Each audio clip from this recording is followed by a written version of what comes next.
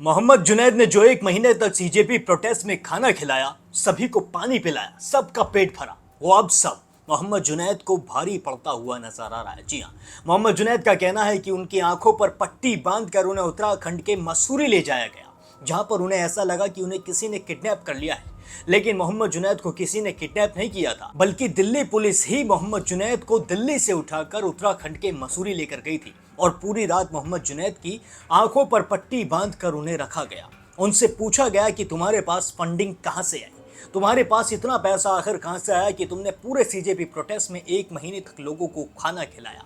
लेकिन दूसरी तरफ मोहम्मद जुनैद की जो लोग सीजेपी प्रोटेस्ट में स्टेज पर चढ़कर तारीफ करते नजर आते थे, मैं बात कर रहा हूं अभिजीत दीपके की।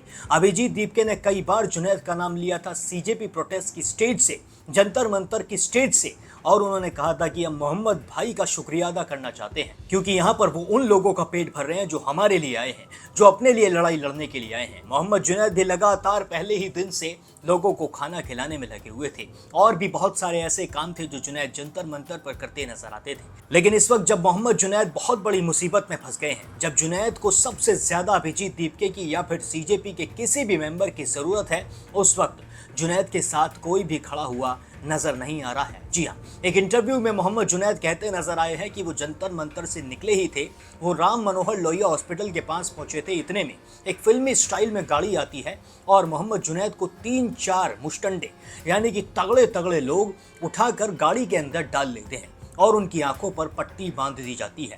जुनैद को पहले लगता है कि शायद हमारी हत्या करने का ये प्लान है, शायद हमें किडनैप कर लिया गया है और इसके बाद ये लोग हमें कहीं ले जाकर मार देंगे। इसी वजह से मोहम्मद जुनैद बहुत ज़्यादा डर जाते हैं और वो चीखने चिल्लाने लग जाते हैं। लेकिन इतने में ही एक शख्स जुनैद से कहता है कि घबराओ मत, हम दिल्ली पुलिस से हैं। जिस पर जुनैद उनसे कहते हैं कि आप हमें कार्ड दिखा दो अपना, जिसके बाद हमें थोड़ी संतुष्टि हो जाएगी और हम शांति से बैठ जाएंगे। उन्हें एक कार्ड दिखाया जाता है, जिसके बाद दोबारा से उनकी आंखों पर पट्टी बांध दी जाती है और फिर दिल्ली से जुनैद को उत्तराखंड के मसूरी ले जाया जाता है। आप सोच रहे, दिल्ली से उत्तराखंड के मसूरी, वहां पर एक ऐसी जगह पर ले जाया जाता है उन्हें जहां कोई भी आता जाता नहीं है, बिल्कुल सुनसान इलाका, और जुनैद से कह दिया जाता है कि हमारे साहब आएंगे, वो तुमसे सवाल जवाब करेंगे, अगर तुम उनके हिसाब से उन्हें जवाब देते हो और वो उन जवाबों से संतुष्ट हो जाते हैं तो वो तुम्हें छोड़ देंगे। लेकिन मोहम्मद जुनैद का बताना है कि पूरी रात उन्होंने मुझे आंखों पर पट्टी बांध कर रखा, लेकिन पूरी रात कोई साहब नहीं आए।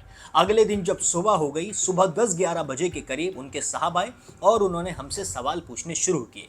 उनका सबसे पहला सवाल यही था कि तुम्हारे पास आखिर इतना पैसा आया कहाँ से, तुम्हारे पास इतनी फंडिंग कहाँ से आई कि तुमने पूरे 1 महीने तक प्रोटेस्ट के अंदर लोगों को खाना खिलाया।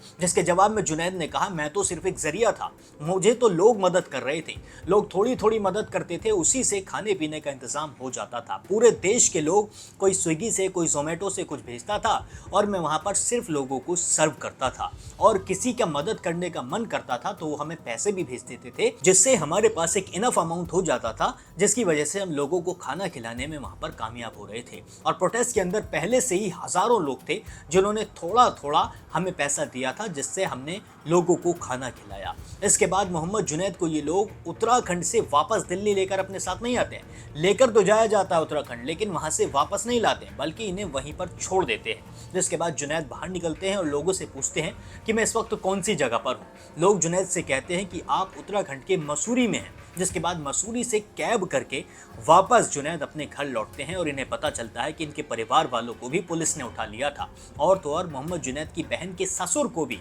मेरठ से गाजियाबाद पुलिस ने उठा लिया था। हम चले तो कुछ लोग एक ने आगे गाड़ी लगा दी, पहले हम समझे कोई असामाजिक तत्व है, हमें मारना चाहते हैं, तो बोलिए कि घबराइए मत, हम दिल्ली पुलिस से हैं। मैंने कहा भाई अपना कार्ड दिखा दो, थोड़ी संतुष्टि हो जाएगी। उन्होंने दिखा दिया भाई ने कि हाँ ठीक है।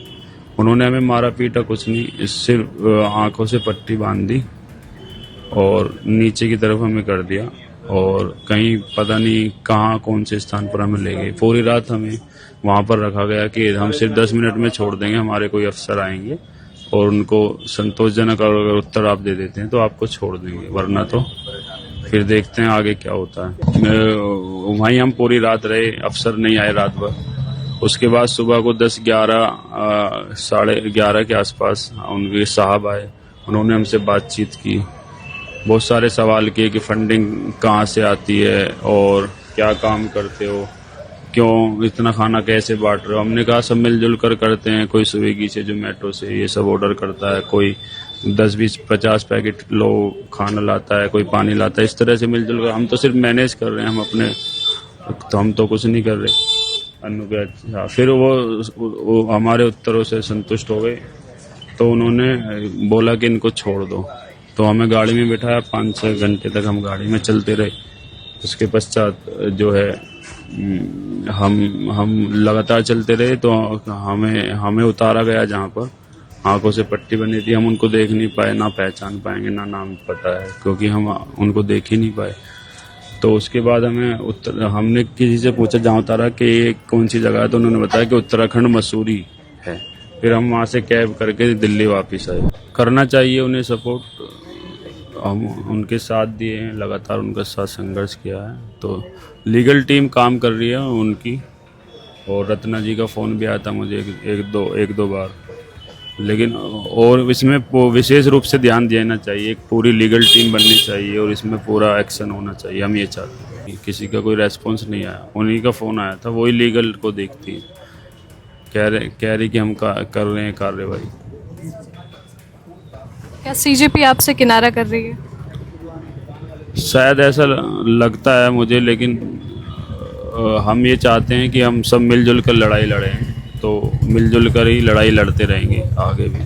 और हम स्टूडेंट्स के साथ हैं, विद्यार्थियों के साथ हैं, और उनको जो न्याय मिला है उसके साथ।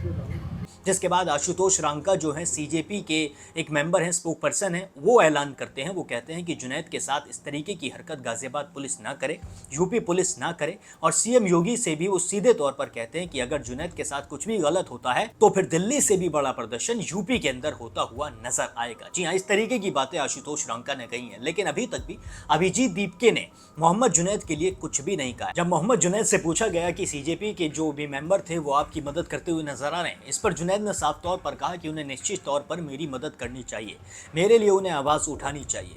इससे साफ तौर पर पता चलता है कि जुनैद की मदद अभी तक भी ठीक से नहीं हो रही है, जबकि पूरा देश कह रहा है कि जुनैद के लिए आवाज़ उठाओ, जुनैद के लिए इंसाफ की मांग करो। जिस इंसान ने पूरे 1 महीने तक अपना घर बार छोड़कर, अपना सब कुछ छोड़कर वहां पर लोगों को खाना खिलाया, प्यासे लोगों को पानी पिलाया, उसका उसे ये इनाम मिल रहा है। बल्कि मोहम्मद जुनैद को तो स्टेज पर चढ़कर इनाम देना चाहिए कि उसने देशवासियों को भूखा नहीं मरने दिया। जुनैद ने सब कुछ भूलकर, सारी चीज़ें भूलकर, धन ये वो सब कुछ एक साइड रखकर सिर्फ इंसानियत का ऐलान कर दिया, और इंसानियत के तौर पर ही लोगों को वहाँ पर खाना खिलाते हुए वो हर रोज़ नज़र भी आते थे। लेकिन अब मोहम्मद जुनैद के साथ और उनके घर वालों के साथ इस तरीके की चीज़ें हो रही हैं तो ये बहुत ज़्यादा गलत हो रही हैं। अभिजीत दीपके से भी आप बार बार कहिए कि अभिजीत दीपके जुनैद के लिए आवाज़ उठाएं और जुनैद के लिए इंसाफ की मांग ज़रूर करें। अब आप इस पूरे मामले पर क्या कहना चाहते हैं मुझे कमेंट सेक्शन में ज़रूर बताएं। बाकी और भी सारे अपडेट्स के लिए चैनल को भी सब्सक्राइब ज़रूर कर लें।